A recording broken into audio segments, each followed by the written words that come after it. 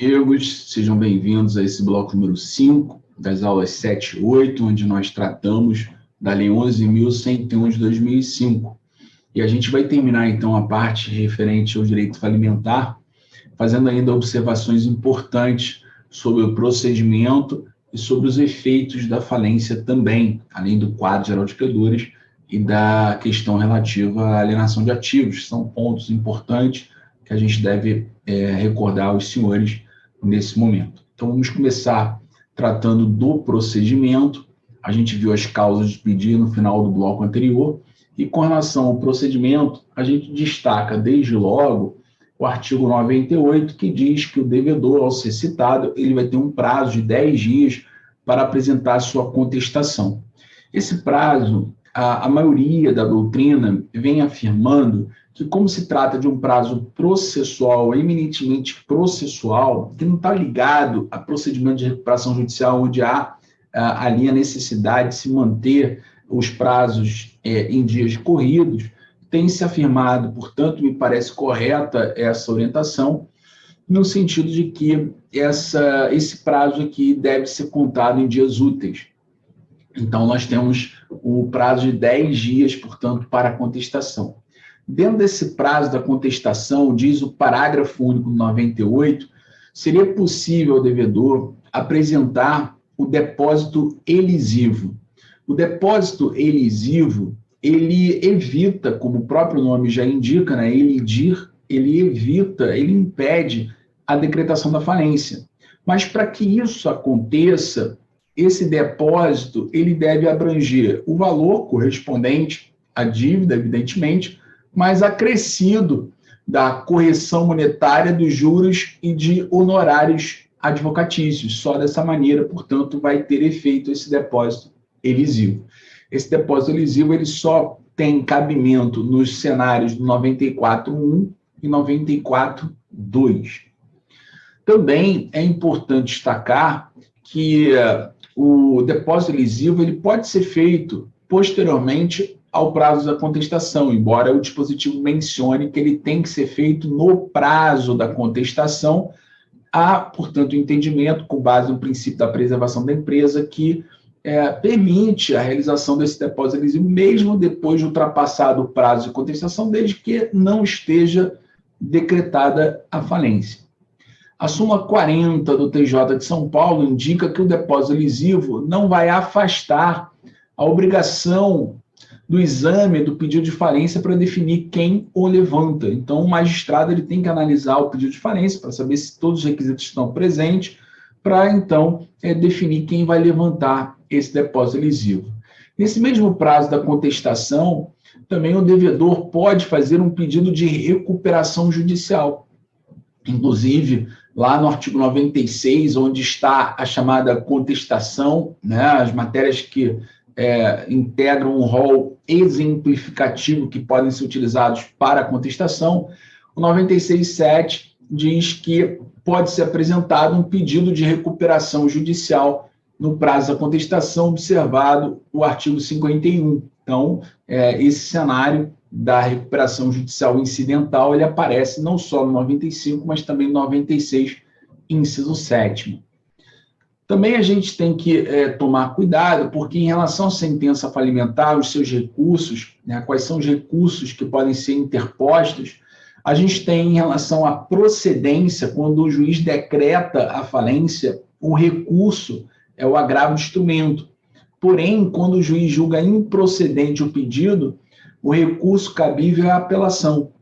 Então, existe aqui uma questão lógica, prática, que determina, no caso de procedência do pedido, a interposição de um agravo, porque aí o processo continua tramitando, evidentemente, em primeira instância, se não houver o efeito suspensivo dado no agravo, e permite, então, dessa maneira, que haja o recurso, mas que o processo continue com os atos que são necessários, que devem ser praticados pelo cartório, né? Então, se não houver, evidentemente, o efeito suspensivo. Essa é a razão pela qual se determina o agravo de instrumento como recurso cabível na procedência da decretação da falência.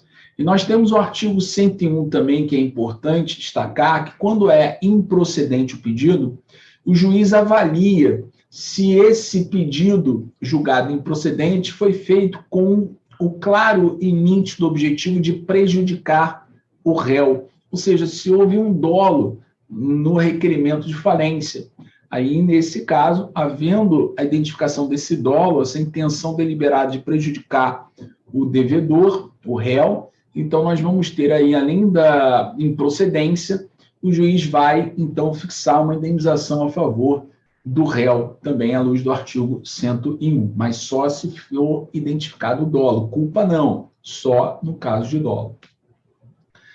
Com a falência decretada, nós vamos ter alguns efeitos que vão recair, né, sobre o falido. E a gente tem a inabilitação. A inabilitação também acontece com o efeito de uma condenação criminal.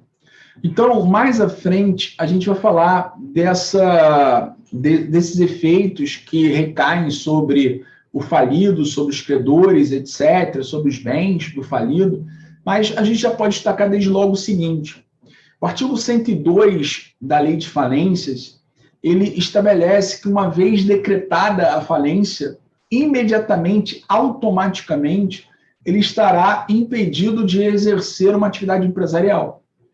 Então, é um efeito automático da falência, impedir que haja, portanto, a prática do exercício da atividade empresarial. É o que diz o artigo 102. Porém, ele também pode ser inabilitado por uma sentença penal condenatória por crime falimentar.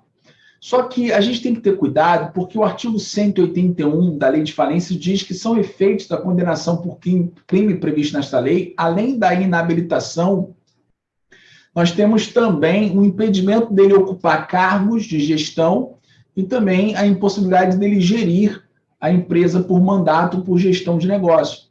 Esses incisos 2 e 3, eles são apenas decorrentes de uma sentença penal condenatória. Não há essa previsão em razão da sentença falimentar. Quando o juiz decreta falência, o 102 só fala na impossibilidade do exercício da empresa. Nada menciona sobre a gestão da empresa diretamente, ou por mandato, ou por gestão de negócio. Então, incisos 2 e 3, somente quando houver uma sentença penal condenatória. E tem mais.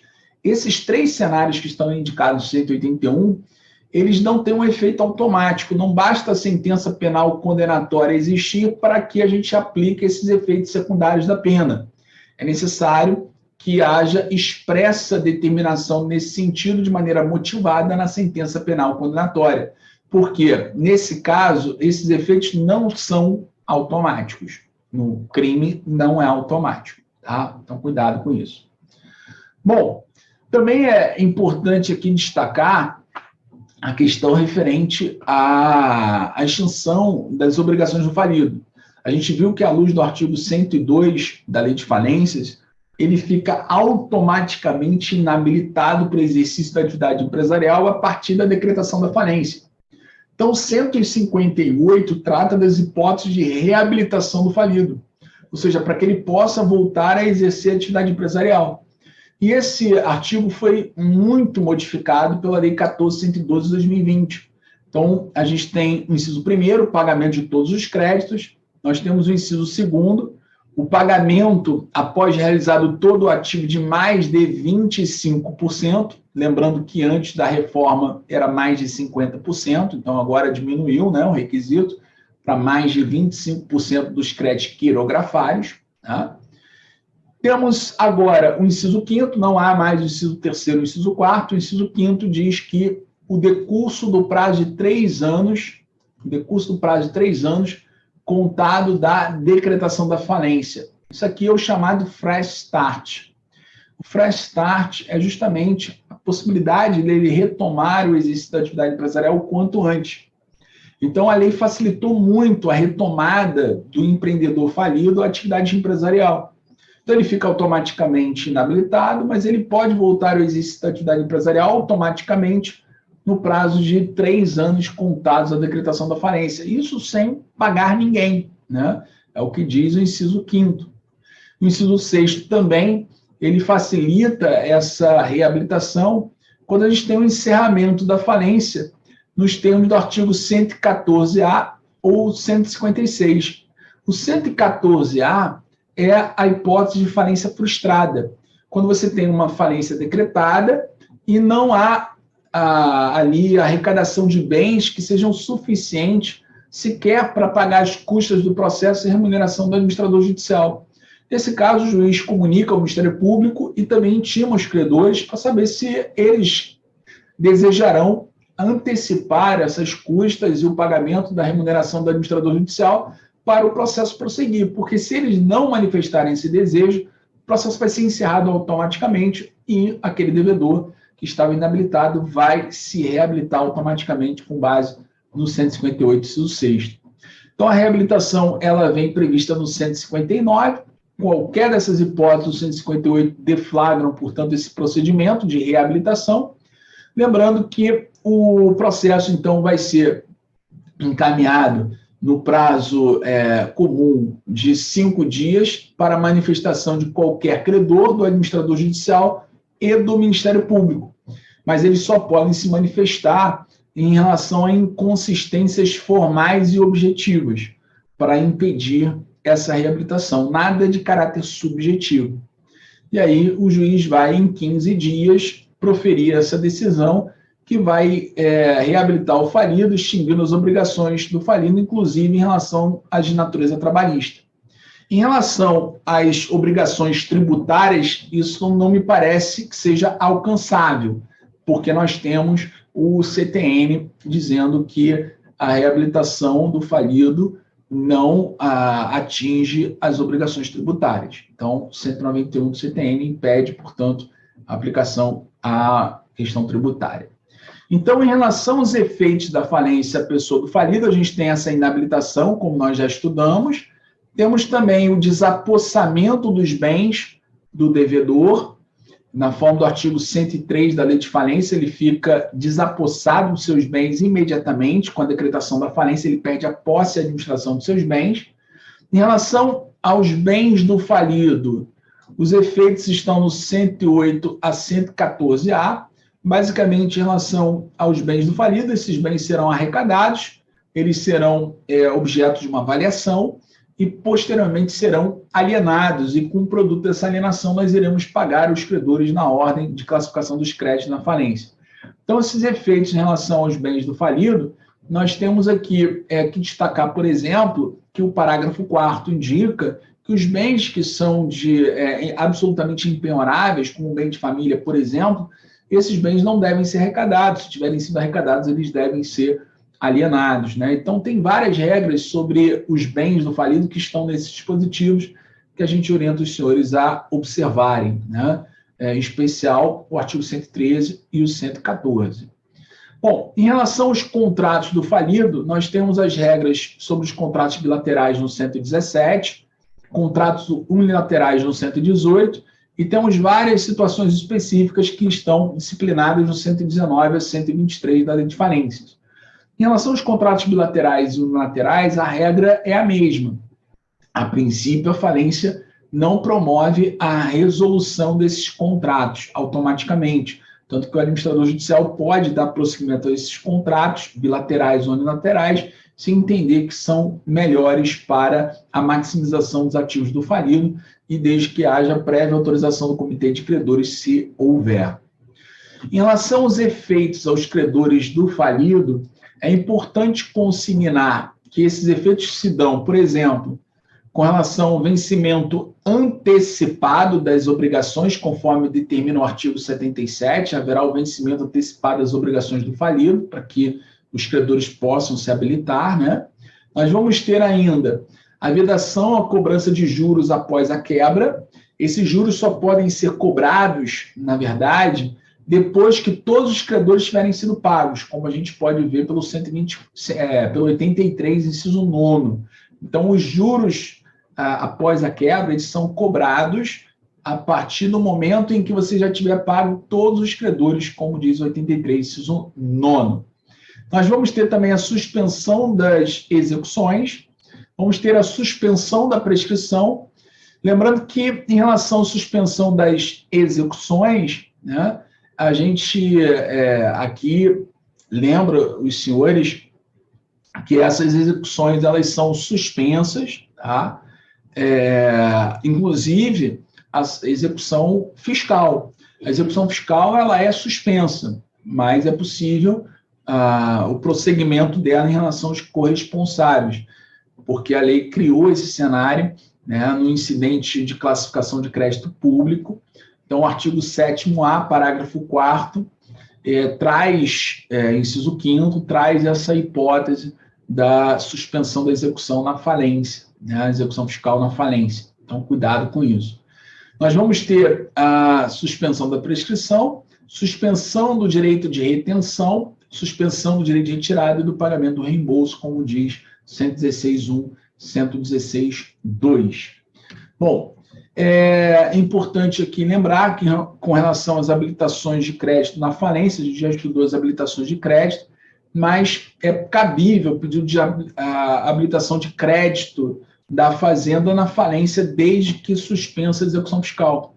Bom, essa jurisprudência do STJ, ela está alinhada com o dispositivo que eu já mencionei a vocês. O artigo 7º-A, parágrafo 4º, inciso 5º, determina a suspensão da execução fiscal. O que não poderia acontecer é uma execução fiscal continuar a sua tramitação e, ao mesmo tempo, a Fazenda Pública habilitar o seu crédito. A jurisprudência do STJ, antes da reforma promovida pela Lei 14.102 de 2020, já havia, no final do ano passado, 2020, já havia dito que poderia a Fazenda Pública prosseguir com uma execução fiscal e, ao mesmo tempo, habilitar o crédito na falência, desde que na execução fiscal se abstivesse de realizar qualquer constrição, penhora em relação àquele falido. Essa era a condição. Hoje, a Lei 14.102 de 2020 já determina a suspensão da execução fiscal e esse incidente de classificação de crédito público, onde, então, esse crédito vai ser declarado na falência.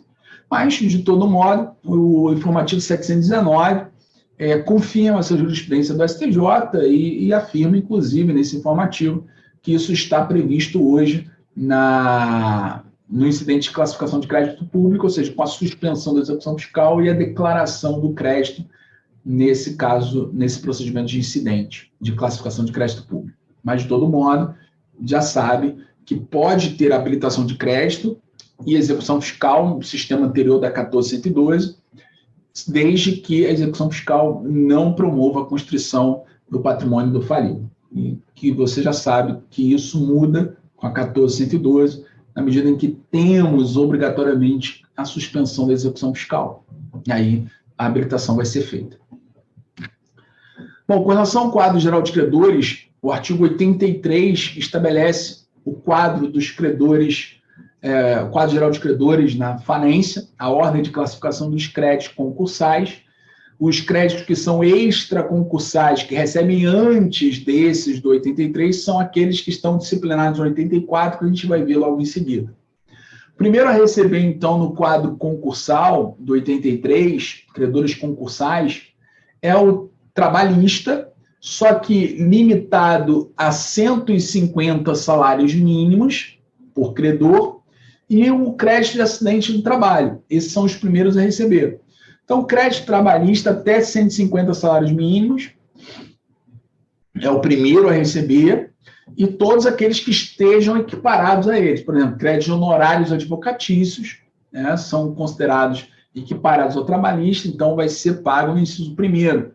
Créditos de natureza alimentar também são equiparados ao trabalhista, né? Enfim, existem vários créditos que são equiparados ao trabalhista nesse aspecto. Então, eles recebem em primeiro lugar, só que sempre limitado a 150 salários mínimos, o que ultrapassar é considerado quirografário, vai lá para o inciso 6º.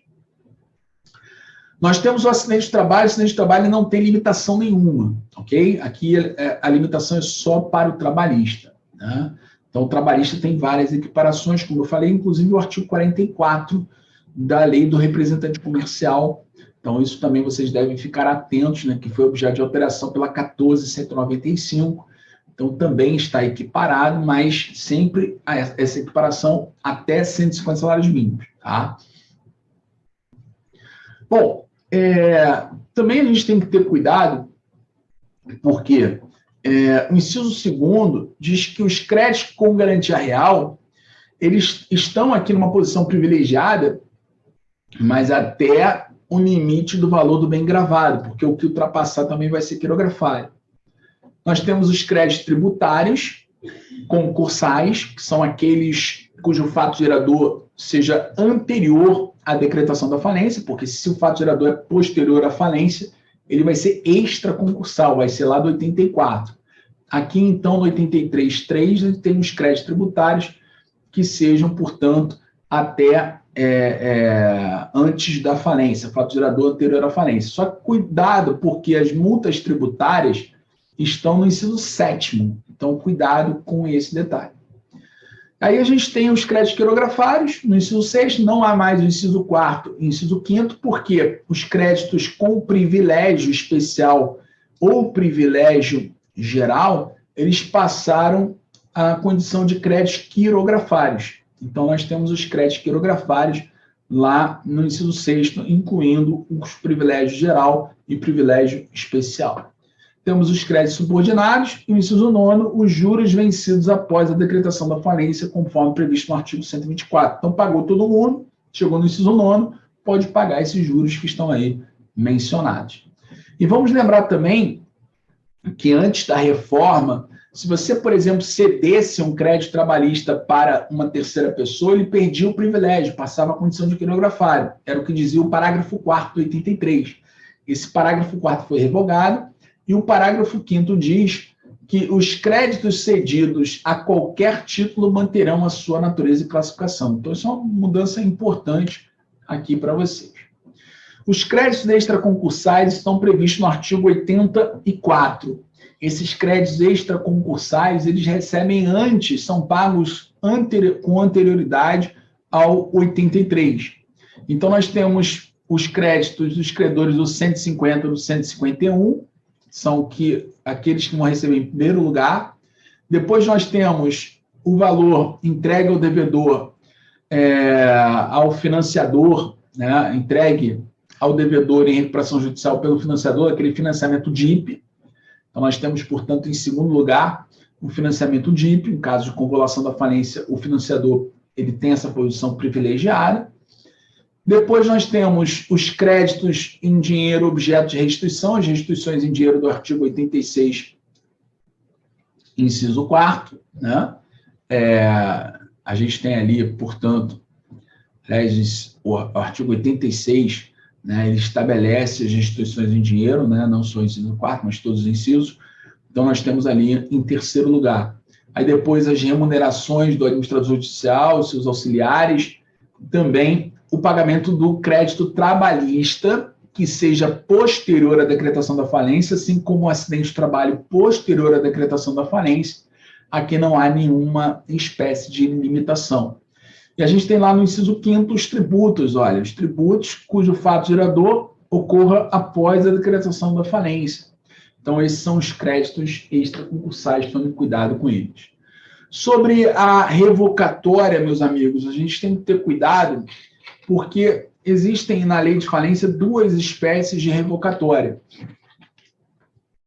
A revocatória do artigo 129 e a do 130.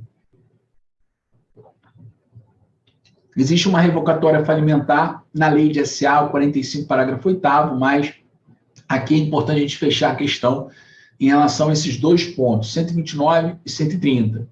A revocatória do 129, ela traz um rol de hipóteses, são 7 incisos, em que, se eles estiverem presentes, nós vamos ter a declaração de ineficácia independentemente da prova do dano ou da fraude. O juiz pode, inclusive, declará-la de ofício. E não é sequer necessário a propositura formal de uma ação revocatória, porque ele pode reconhecer de ofício nos próprios autos da falência.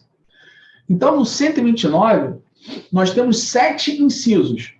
Se a hipótese fática se subsumir, se adequar perfeitamente àquilo que está descrito num desses 7 incisos, não há a necessidade de se provar a fraude ou dano, nem de promover a ação revocatória formalmente, pode promover, mas não há necessidade, e o juiz pode reconhecê-lo de ofício, como diz o parágrafo 1 do 129.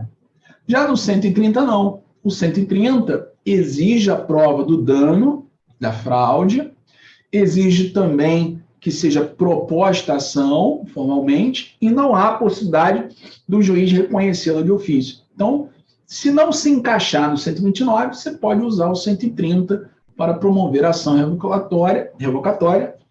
Em ambas hipóteses, o que você busca é a declaração de ineficácia do negócio jurídico. Devemos lembrar ainda que a legitimidade ativa está prevista no 132. E o 132 diz que essa ação pode ser proposta pelo MP, pelo administrador judicial ou por qualquer credor. Então, o MP, o administrador judicial ou qualquer credor podem ajuizar essa ação. A legitimidade é concorrente. A legitimidade passiva seria os beneficiários, seus eventuais sucessores, terceiros. No caso do 45, parágrafo 8º, são os ex-acionistas, aquela revocatória que está prevista na lei de SA, que é muito específica. O prazo para ajuizamento dessa ação, de acordo com o próprio 132, é de até 3 anos contados da sentença falimentar. Esse prazo tem natureza decadencial. O rito é o comum, a competência para conhecer dessa ação é do juízo falimentar. Agora, cuidado, porque existe aqui no 131 uma blindagem contra a ação revocatória. Não pode ser proposta ação revocatória nos termos do 131. Então, nenhum dos atos referidos nos incisos 1, 2, 3 e 6 do 129, que tenham sido previstos e realizados na forma definida no plano de recuperação judicial ou extrajudicial. Cuidado, porque agora nós temos aqui a menção expressa também, aqui, a recuperação, o plano de recuperação extrajudicial. Isso aqui foi uma novidade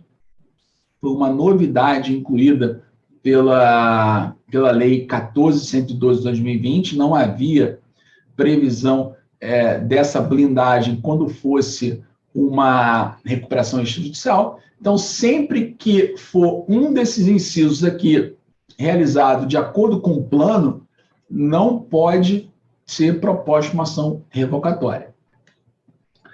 Bom, e finalmente, com relação à alienação de ativos, a gente tem que lembrar que o 142 também foi objeto de modificação.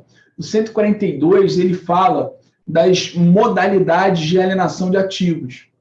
E a gente tem o leilão, que pode ser um leilão eletrônico presencial ou híbrido.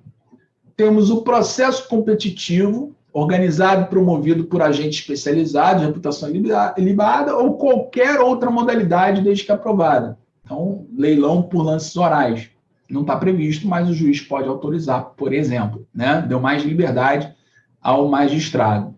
Essa alienação, vocês devem considerar essa alienação de ativos na falência, ela sempre será considerada como uma venda forçada e não importa a conjuntura do mercado no momento da venda. Então, pode ser realizada mesmo que não haja um ambiente econômico favorável para a alienação. Olha, não é o momento de vender o imóvel, o mercado imobiliário não está adequado para venda, vamos esperar. Não, trata-se de uma venda forçada, portanto, vai ser realizada independentemente da conjuntura do mercado, se é favorável ou não.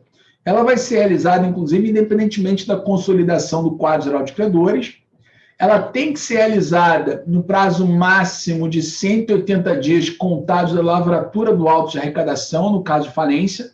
Por que isso? Porque, vejam, o 99, parágrafo 3º, diz que quando houver a decretação da falência, o juiz já nomeou o administrador judicial, o administrador judicial, então, ele vai apresentar no prazo de 60 dias o plano de alienação de ativos, e não pode prever nesse plano mais de 180 dias para a venda de ativos, né? Então, é isso porque o 22, inciso 3º, letra J, diz que o administrador judicial tem que promover a venda dos ativos em até 180 dias da lavratura do auto de arrecadação, sob pena de ser destituído, a não ser que ele tenha um motivo reconhecidos judicialmente como sendo relevantes para não fazê-lo. Então, existe um prazo para a venda de ativos com o objetivo de acelerar o processo de falência, para que ele termine o quanto antes. Com isso, a gente teria, segundo o legislador, uma maximização do valor desses ativos. Então, o administrador judicial ele tem um dever, pelo 22.3J, de vender esses bens em até 180 dias da lavratura do auto de arrecadação. Então, por isso que o 142, parágrafo 2º-A, inciso 4º, fala nesse prazo máximo de 180 dias. E também é muito importante lembrar que não está sujeito à aplicação do conceito de preço vil previsto lá no Código de Processo Civil. Aí, nessa modalidade de alienação, a gente não leva em consideração o preço vil. Em qualquer modalidade de alienação, devem ser intimados o Ministério Público e também as fazendas públicas sob pena de nulidade. Lembrando, inclusive, pelo parágrafo 8º do 142, que todas as formas de alienação de bens realizados de acordo com esta lei serão consideradas para todos os fins e efeitos como alienações judiciais. Né?